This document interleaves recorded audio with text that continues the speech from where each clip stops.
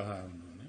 देखिए, मुसलमानों का वोट लेती है सपा, बसपा, कांग्रेस, और सिर्फ वोट लेने का ही काम करते हैं, उनको हक हिस्सा देने का काम नहीं करते। एक पहला प्रमाण।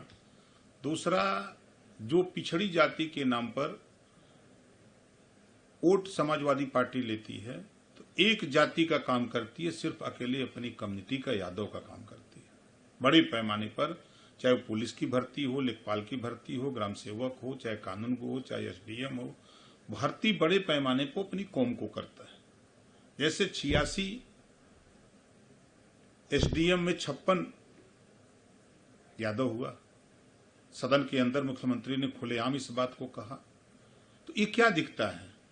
और लोगों में योग्यताएं नहीं है, तो जो अति पिछड़े हैं, दलित हैं, मुसलमान हैं, उनके साथ समाजवादी पार्टी बांटने का काम करती है, उनको गुमराह करने का काम करती है।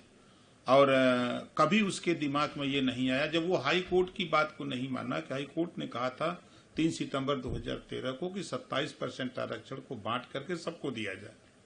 आज भी रोहिणी आयोग, देश के प्रधानमंत्री जी ने रोहिणी आयोग का गठन किया, रोहिणी आयोग की रिपोर्ट आ गई, उस पर जांच समिति बनी, जांच समिति ने भी रिपोर्ट अपनी सौंप दी है पीएम राष्ट्रपति को। अब वो लागू होने की तैयारी हो रही है।